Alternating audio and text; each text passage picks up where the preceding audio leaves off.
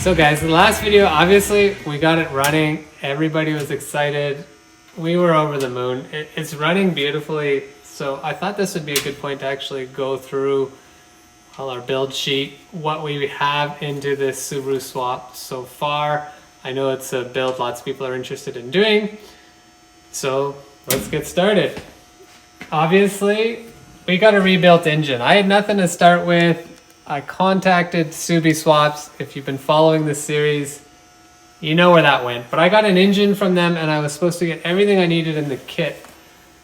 Turns out I didn't like anything they sent, or they didn't send it. So I didn't get everything I needed and whatnot. We don't need to go back into that here. So all I've actually really used from Subi Swaps is the engine. And it had some issues as well. We've sorted them out. But anyhow, the engine. The wiring harness, which was supplied through Subi Swaps, but actually came from Auto Ventures LCC. Now these guys, they've been fantastic, and even with the trouble I had with Subi Swaps, they helped me sort out some of the issues, and actually I ended up getting sent the wrong engine harness. Again, not their fault, Subi Swap issue, but they helped me source that problem and we fixed that together. So I ended up picking up the harness I needed off of eBay. But anyhow, that worked out. So engine, harness, computer. Once I really got into trouble with Subi Swaps and wasn't getting what I needed, I reached out to Fellow Speed. And again, these guys were also, I found them to be fantastic. More money than I wanted to pay because the stuff all came from the UK and I'm in Canada. Pounds are expensive, shipping's expensive, everything's expensive. But from them, I actually got a slew of parts. So we ended up picking up the main thing from them, the radiator, right? They do a really nice radiator, mounts nicely underneath, tucked up pretty high, has side discharge. So yeah, we picked up that from them.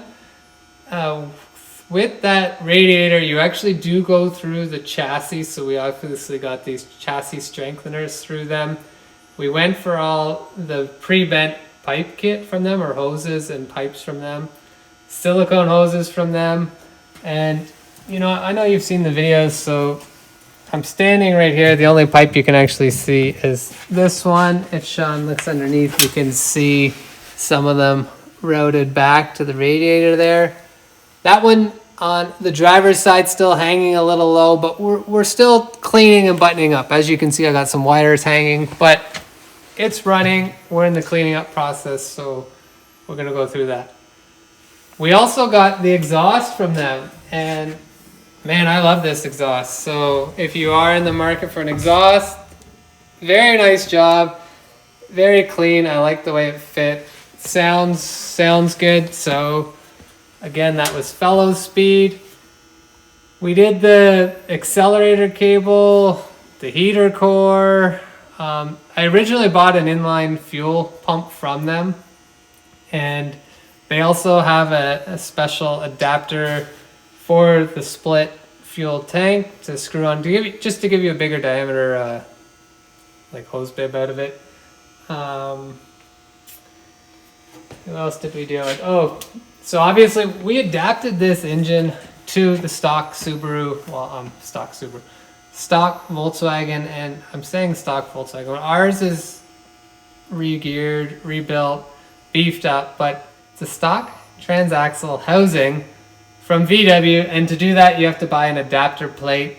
We went through KEP or KEP, Kennedy Engineered Products. They sell adapters for Volkswagen to Subaru, so you need that if you're going to do this. We added the hatch.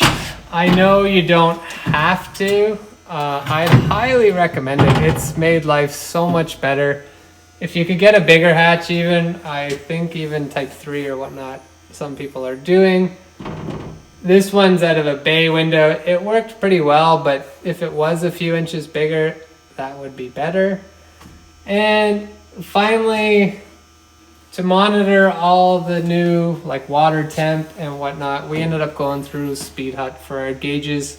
We haven't posted that video yet of us installing those gauges because we haven't installed those gauges yet. We've run all the harnesses, it's connected at the engine, they're up at the front, but we're going through a process now of getting the bus just primed and put back together.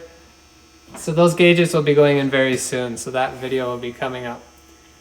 If I have any recommendations for anyone doing this build, the biggest problem we had was determining what year this block was actually out of. Subaru seems to make that very challenging.